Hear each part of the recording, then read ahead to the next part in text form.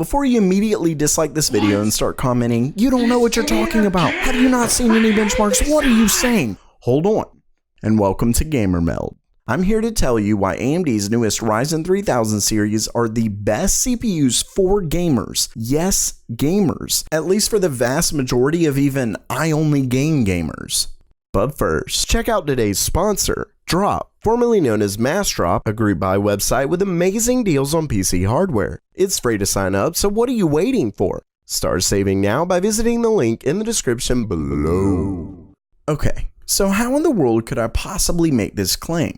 We've all seen the benchmarks. AMD is getting really close to Intel in gaming, but they're still just a tad behind. Well, unfortunately, that perception is due to a continued lack of, I don't want to say understanding, because it isn't really anyone's fault, and it's definitely confusing. Hell, even now I have to pull myself back from the bars going across the graphs and really focus on what I'm seeing.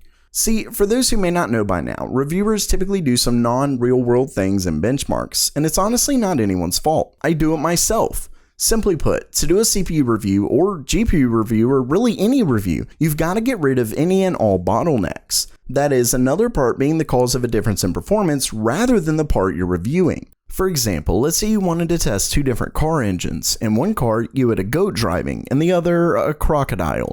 The ending graph will likely show that both cars go the same speed. 0, because the turn in the key part and everything. But obviously the engine is capable of more. In that case, the crocodile and goat bottleneck the performance of the engines.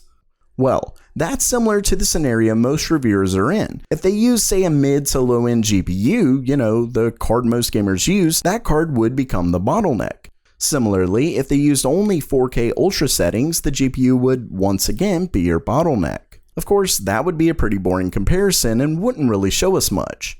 For example, if we look at Ryzen 3000 benchmarks that have fairly strong differences between AMD and Intel, they're at 1080p. When we get to just 1440p, those differences drastically reduce. We're talking from 19% to 2% and some to non-existent. One did go from 19% to 9%, but that's in a really bad game for AMD. And here's the kicker. They were using an RTX 2080 Ti, so a card that barely anyone owns, and it's just at 1440p.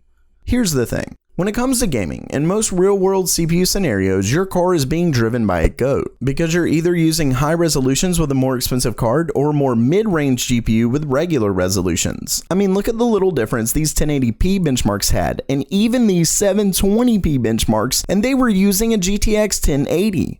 Even as little as 2 years ago, a dual-core couldn't bottleneck a 4K game with a GTX 1080. And once again, don't get me wrong, my recent video on memory speed in 3rd Gen Ryzen could be classified as the same way. If I benchmarked in, say, 4K, there likely wouldn't be a big difference, though I do still need to test it with a low-end GPU to see if there would still be at least some differences. So even if you're a gamer, even if that's, quote, all you do, unless you have the absolute best GPU or you're aiming for really high frame rates, though if they're over your monitor's refresh rate, the difference once again doesn't matter. 3rd Gen Ryzen is likely going to be your best CPU right now.